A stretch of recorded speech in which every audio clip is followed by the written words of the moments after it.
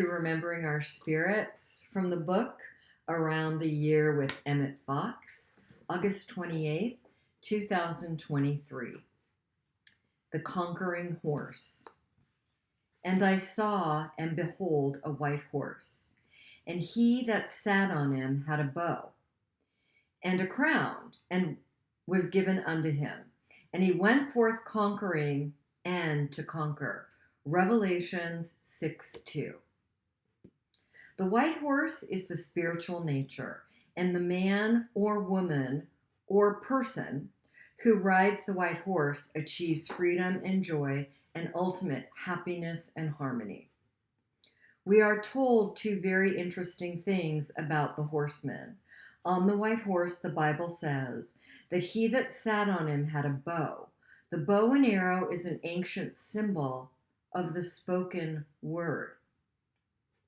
When you speak the word, you shoot an arrow. It goes where you aim it. The horseman on the white horse speaks the word. The rider on the white horse also wears a crown. The crown is a symbol of victory. The rider on the white horse is always the victor. This, then, is the story of the four horsemen of the Acropolis. If you want peace, an understanding of God, there is only one way. You must ride the white horse. The white horse simply symbolizes our spiritual nature. I don't agree that there's only one way. I think that is a slippery use of language when you're speaking about God and spiritual practices, because there are so many ways to be in relationship with the energy that I'm referring to in this video as God. So many ways. Our spiritual nature is within us. And all we are to do is to stop seeking outside of us for our spiritual nature, for that love that we are. We are to simply seek out the obstacles within us that are in the way of us experientially remembering and having an experience of our own spiritual nature of love.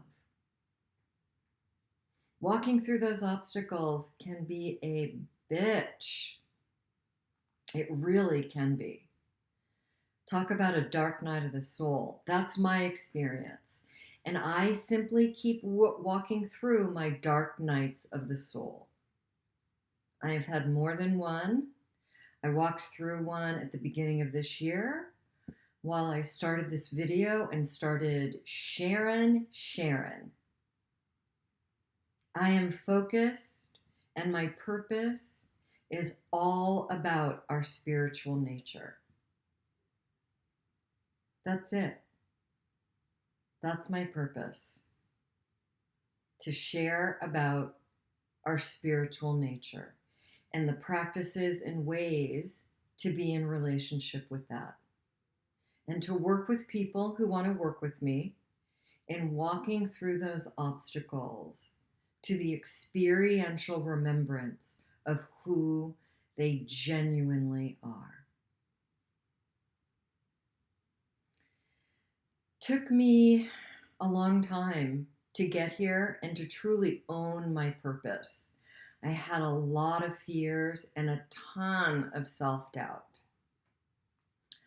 I give my father, who has since passed away, I love you, Dad, a lot of credit, because my father believed in me and who I genuinely was long before I believed in myself.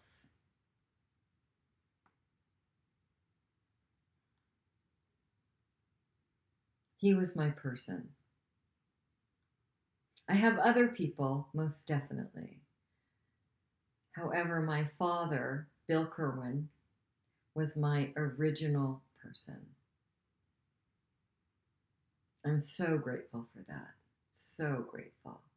And I'm grateful that I choose the virtue of courage, Maya Angelou, give her all the credit, because with courage and choosing for courage, I can then show up as the other virtues that I've been bestowed with.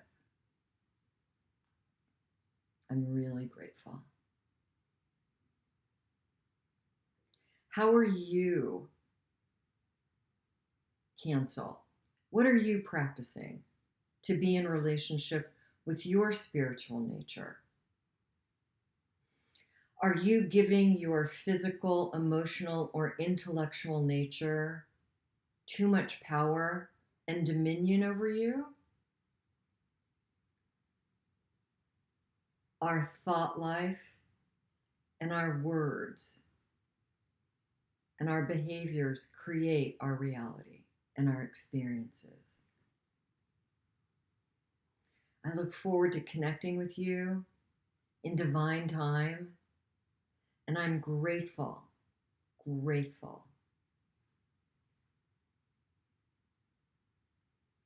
for my conscious contact with the presence of God within me. And I look forward to the presence of love within me, connecting with the presence of love within you, and all the other stuff that goes along with it within the human experience. As always, take the best for you. Use these metaphors, discard these metaphors. I think physical, emotional, intellectual, and spiritual natures, I think those are really simple ways to be in relationship with ourselves and others. I'll speak more on that in the future. Take the best for you, leave the rest. Have a blessed day.